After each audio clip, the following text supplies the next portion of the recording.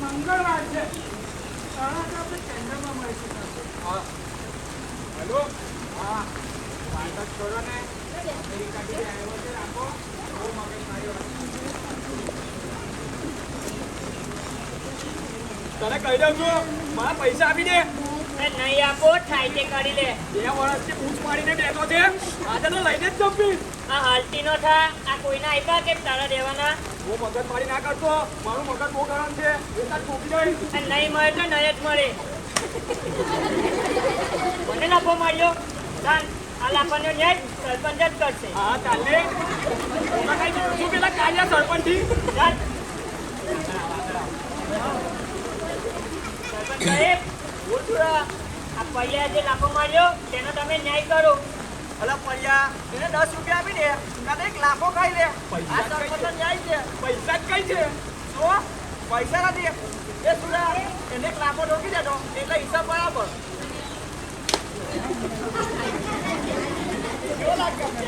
બરાબર લાગ્યો ને એ વાહ 50 રૂપિયા. સરપંચ હું રસ્તામાં જતો હતો ત્યાં મને 50 રૂપિયા મળ્યા. વિચાર આવ્યો કે વાપરીને ઘરે દઉં.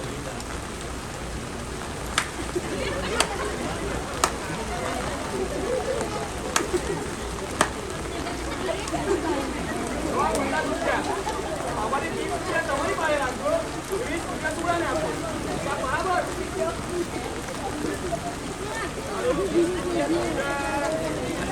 એમ કરો આ 20 રૂપિયા પણ તમે જ રાખો.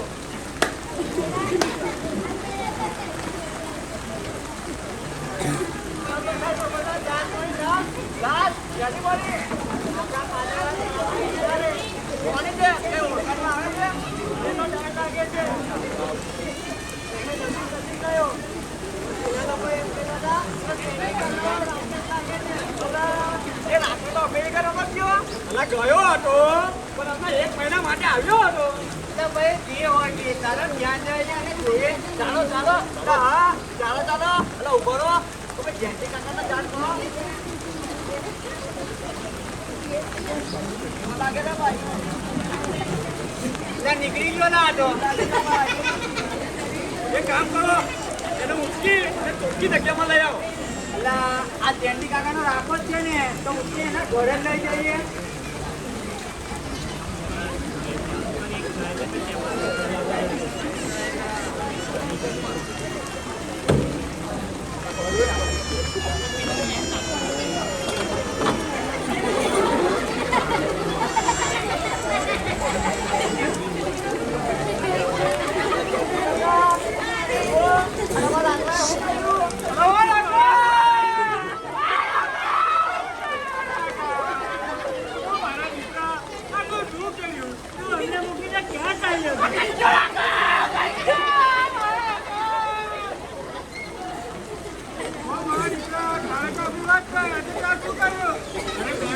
અમેરિકાથી શાંતિથી રહેવા માટે આવ્યો પણ શાંતિથી રહી પણ ના શક્યો. તને જે પણ તકલીફ હતી એ તારે મને એકવાર તો કહેવી હતી. હા એને 4:30 વાગે કાઢવાના છે અને હા મામા અને કોઈને પણ જાણ કરી દેજો. ચાલો ચાલો એને ઉચકી એને થાળીમાં સુવડાવી દો એટલે અંતિમ યાત્રાની તૈયારી કરી દેજો. તમે બધા પ્લીઝ થોડા સાઈડમાં આવી જજો. ચાલો બધા ગામવાળા આવી જાય તો ઉપાડો.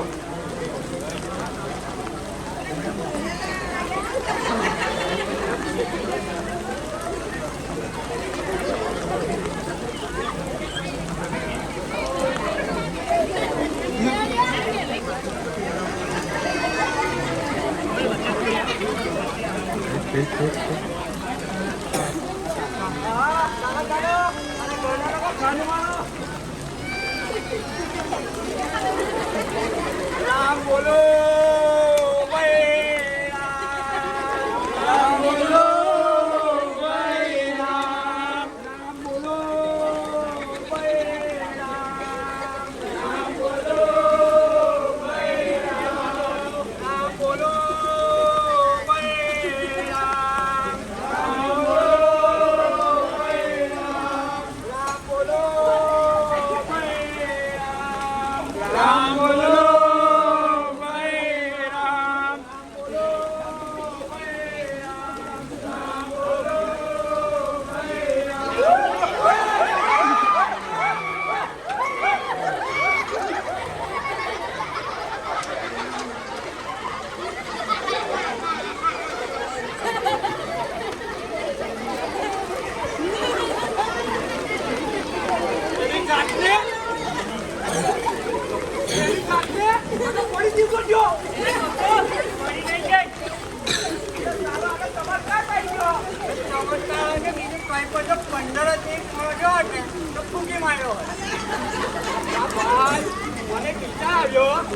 આ લાકડાને ચીટા પર સુવડાવ દે અને પછી આ કાપ દે અને પછી બનમાં આવ્યો હોત તો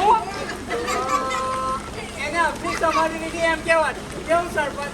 મારે તો હું મારી માવાનો દાખલો કાઢવાનો બે બીજું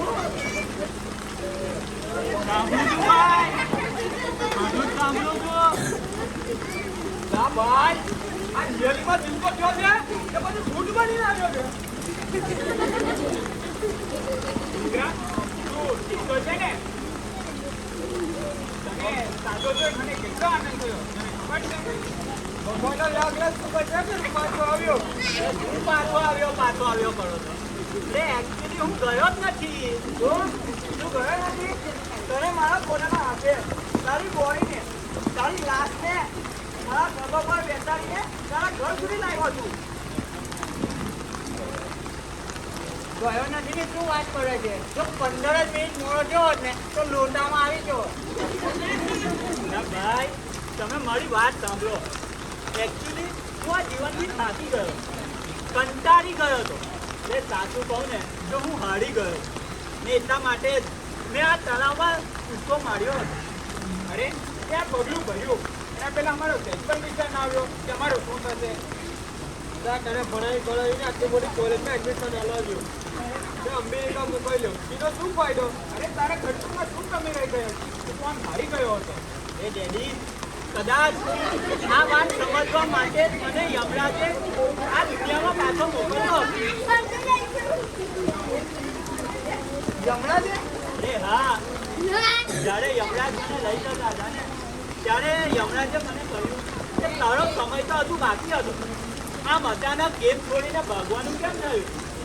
તો મેં કહ્યું કે યમરાજ આ બનવાના ચક્કરમાં આ યુનિવર્સિટીની ડિગ્રી મેળવવાના ચક્કરમાં હું મારા મિત્રો સગા સંબંધીઓ ને આ સમાજને સાચવી ના શકું.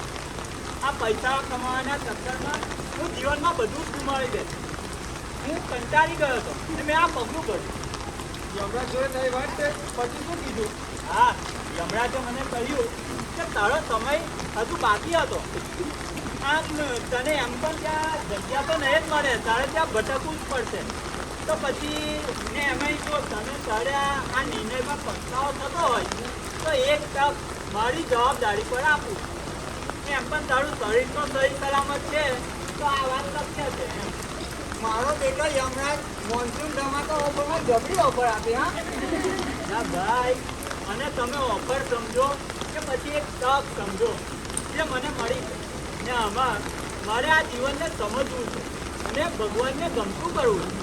દીકરા તું બહુ નિર્વિચાર છે. તું નાનપણથી કેટલો તોફાની હતો ને કેટલી સરળ જ પડતો હતો. એથી મને કશું જ યાદ નથી.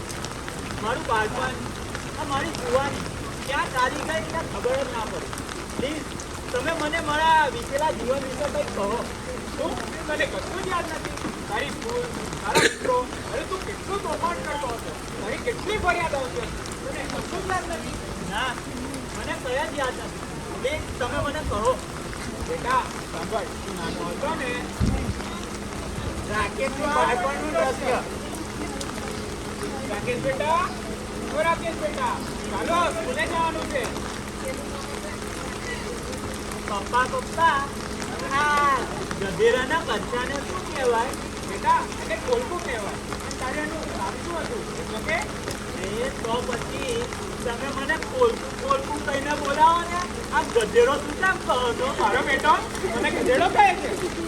સારું ચાલ. ગઈકાલે તું સ્કૂલેથી રડતો કેમ આવતો? એ તો પેલા સાહેબે મને માર્યો હતો.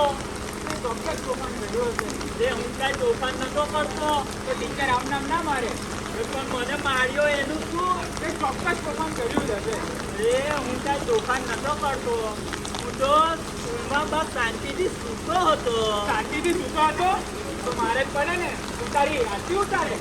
સારું ચાલ, હવેથી તોફાન ના કરતો. વિચારીશું. હા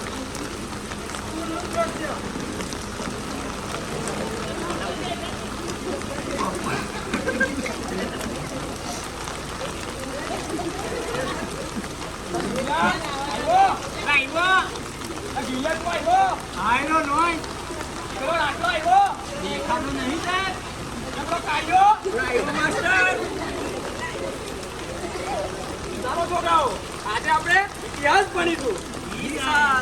દિલ્હીમાં કુતુબ મિનાર આવેલો છે. ચાલ આગળ.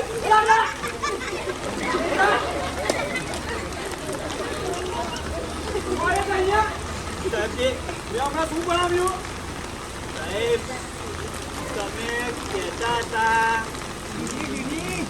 સાહેબ, તમે કહેતા હતા કે દિલ્હીમાં કૂતરું બીમાર છે. ભણવામાં ધ્યાન દે, ભણવામાં ધ્યાન દે. તારું ભણવો તમારું ભવિષ્ય બનશે. હું તમારા જેવો હતો ને ત્યારે મારો સ્કૂલમાં પહેલો નંબર આવતો હતો. તો સાહેબ, તમે નસીબવાળા કે તમને કોઈ હારા સાહેબ મહિલા છે. અમે જેવા થોડા એકદમ તો એટલે તો તમારો પહેલો નંબર આવતો હતો. તમારી પૈસા તમારા વાલીને કરવી પડશે. હા, આવતીકાલે વિજ્ઞાનની કોમડી લઈને આવતો.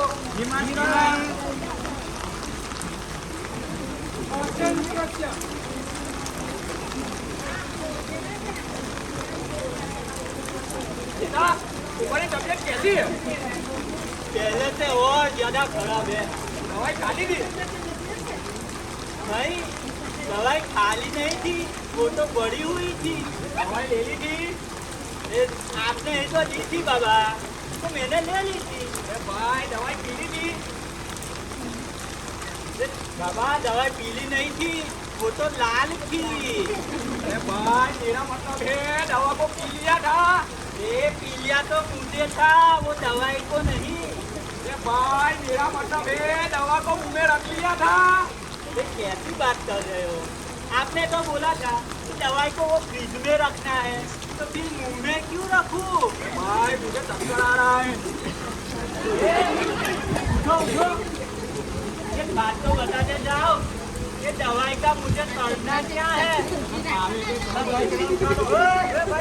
हॉस्पिटल में लेने ला भाई. हॉस्पिटल में रखो.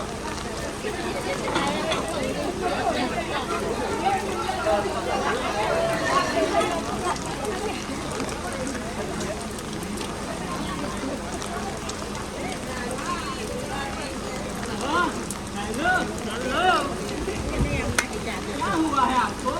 चिकनगुनिया. इसीलिए कहता हूँ बहुत चिकन नहीं खाना चाहिए. चिकनगुनिया चिकन खाने से नहीं होता, तो मच्छर से होता है. अच्छा, तो बहुत मच्छर खाते थे आप. भाई, मच्छर खाने से भी नहीं होता, ये तो क्या खाने से होता है? काटने से होता है. अरे, किसको काटा आपने? मैंने नहीं, मच्छर ने मुझे काटा. अच्छा, आपको पता है एक बार मुझे हिप्पोपोटेमस ने काटा था. कहाँ? अफ्रीका के जंगल में? अरे नहीं, वहाँ कौन जाएगा. ये तो सपने में काटा था. ये आपको मच्छर ने सपने में काटा या हकीकत में? सपने में मुझे काटा होता तो ये सच में ऑक्सीजन लेने में तकलीफ होती. देखिए, श्वास ले रहा हूँ. ये ऑक्सीजन ले रहे हो? मैंने सोचा हुक्का पी रहे हो. हॉस्पिटल में हुक्का पीना अलाउड है क्या? हाँ, वो सही बात है. आजकल उसके लिए भी लाइसेंस लेना पड़ता है. लाइसेंस का सवाल नहीं है भाई साहब. अरे क्या हो रहा है आपको? प्रेशर बढ़ रहा है, प्रेशर. प्रेशर बढ़ रहा है? ये प्रेशर रोकना अच्छी बात नहीं है. जल्दी जाके आओ, वरना इधर हॉस्पिटल की चादर बिगड़ जाएगी. हॉस्पिटल में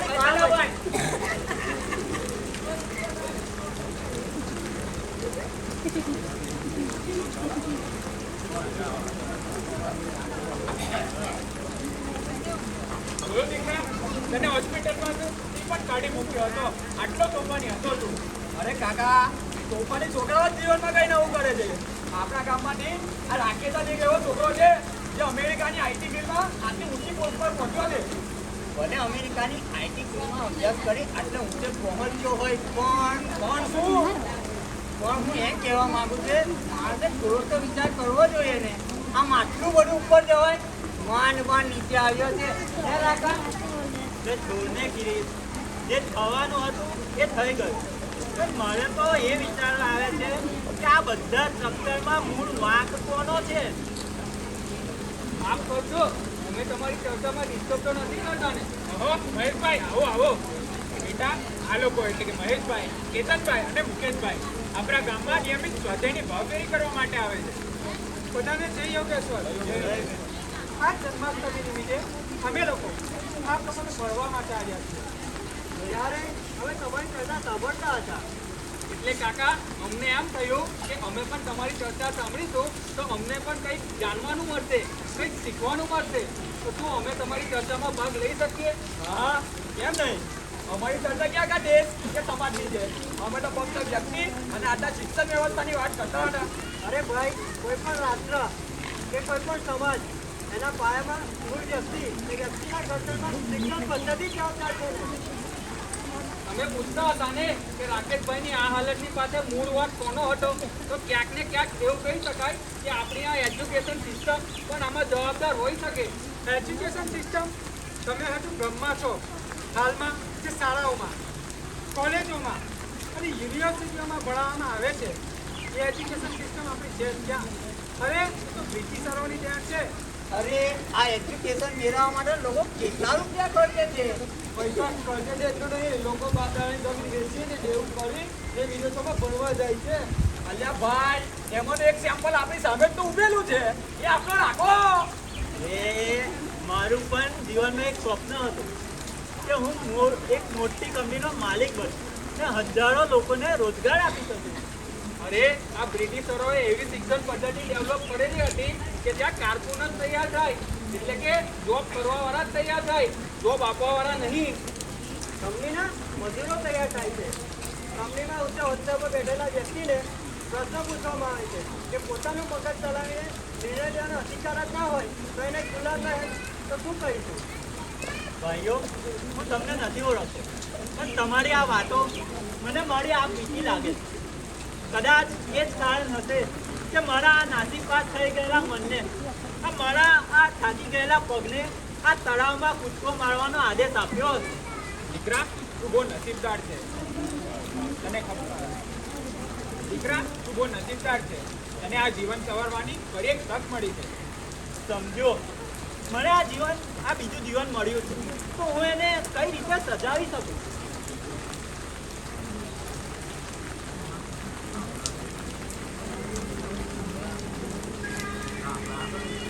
આપણા ઋષિમુનિએ વ્યક્તિના ઘડતર માટે કેટલા પ્રયત્નો કર્યા છે. વ્યક્તિના સુધારકી માટે કેટલા પ્રયોગો કર્યા.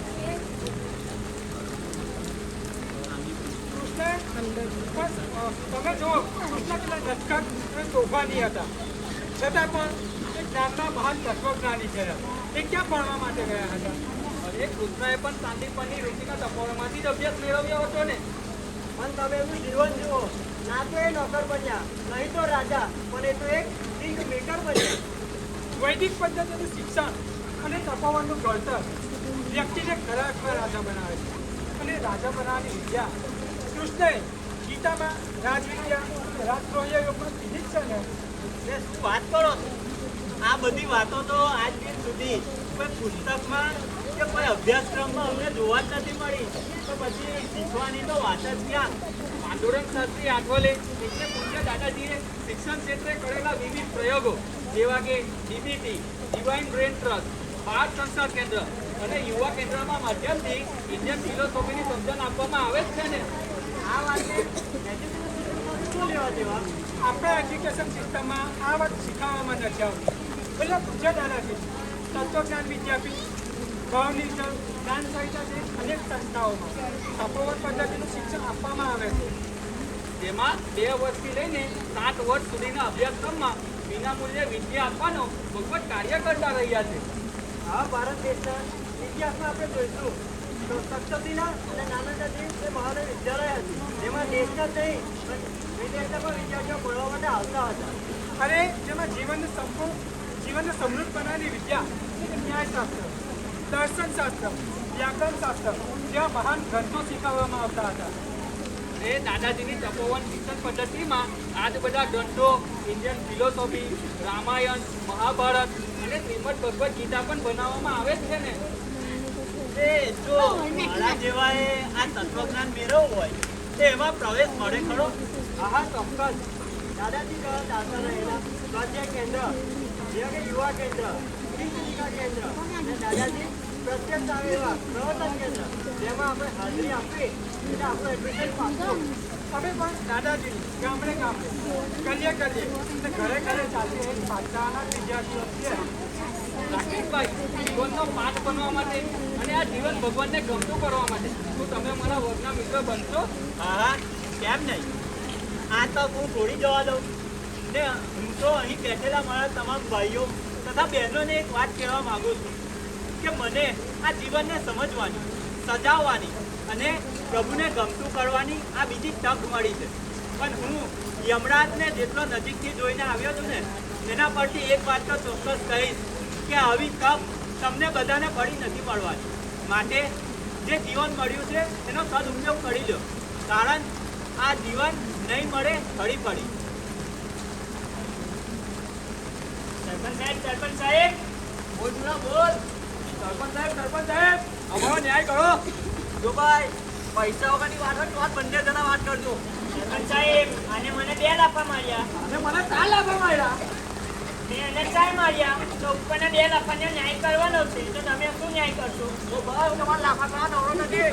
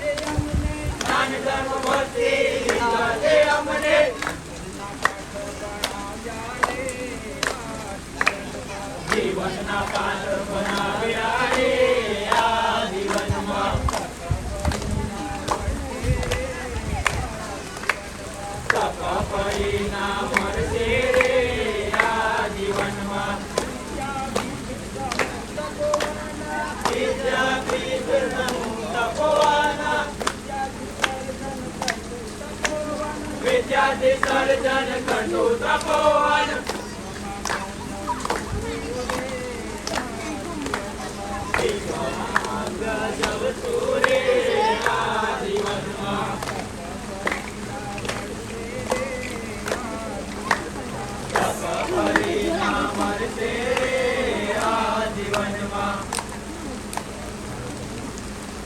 આપણે આ નાટક જોયું, એમાં જોયું કે જે અમેરિકાથી આવેલો વ્યક્તિ, એને જીવનમાં એવી તો કેવી તકલીફ હશે કે એને આત્મહત્યા કરવાનો વિચાર આવ્યો. એને શું પૈસાની કમી હશે? હવે અમેરિકાથી સેટલ થઈને આવેલો, એને પૈસાની તો કમી હોય નહીં, ઘરમાં બધું કમ્પ્લીટ હતું, તો પણ એને આત્મહત્યા કરવાનો વિચાર આવ્યો. એનું કારણ એક જ કે એને જે નાનપણમાં જે શિક્ષણ મળવું જોઈએ ને, એ ખરેખર એને નથી મળતું. આજનું આપણે શિક્ષણ જોઈએ ને, આપણે જોયું એમ કે આ શિક્ષણથી ખાલી પૈસા કઈ રીતે કમાવા, એટલે કે કારકુન જ તૈયાર થાય એમ, કોઈને જોબ આપવાવાળા તૈયાર ના થાય. તો આવું શિક્ષણ મેળવવું હોય આપણે, તો આપણે શું કરવું જોઈએ? અત્યારે તો કોઈ તપોવન પદ્ધતિ છે નહીં. તો હવે આવું શિક્ષણ આપણે મેળવવું હોય તો આપણા ગામમાં પણ બાળ સંસ્કાર કેન્દ્રો ચાલે છે. તો એ બાળ સંસ્કાર કેન્દ્રમાં આપણે આપણા નાના બાળકોને મોકલીએ તો એને નાનપણમાંથી આપણી સંસ્કૃતિના કૃષ્ણના વિચારો, આપણી સંસ્કૃતિ જે આટલી જૂની સંસ્કૃતિ છે ને એના વિચારો, એના શ્લોકો આવડશે ને એનું પણ એ ત્યાંથી ઘડતર થશે. પછી આપણે મોટા હોય તો આપણે સ્વાધ્યાય કેન્દ્ર ચાલે. તો આવી જગ્યાએ આપણે જઈએ તો આપણને આપણું જીવન કઈ રીતે જીવવું એના પાઠ શીખવાના મળે. તો આપણે આ નાટકમાં આ જોયું છે કે ખરેખર રામ અને કૃષ્ણના જીવનમાં પણ તકલીફો આવી હશે, પણ એમને આ રીતે આત્મહત્યા કરવાનો પ્રયત્ન નહીં કર્યો. કારણ એમને એ પણ એક તપોવન પદ્ધતિમાં બનેલા છે. દરેક આપણે જે એમના જીવનમાં જે તકલીફો આવી હોય ને એમાંથી કઈ રીતે નીકળવું એ એમને પાસે રસ્તો હોય. જ્યારે આપણે નાની પણ તકલીફ આવે ને એટલે એકદમ નાસીપાસ થઈ જઈએ ને બીજા વિચારો આવે ને આપણે આ રીતનું પગલું ભરીએ છીએ. તો આવું ના થાય એ માટે આપણે આપણા બાળકોને આપણે પણ નાનપણથી બાળકોને વિચારો આપીએ ને એનાથી એને સ્ટ્રોંગ બનાવીએ. તો આ જ એક આપણું આવું નાટક હતું.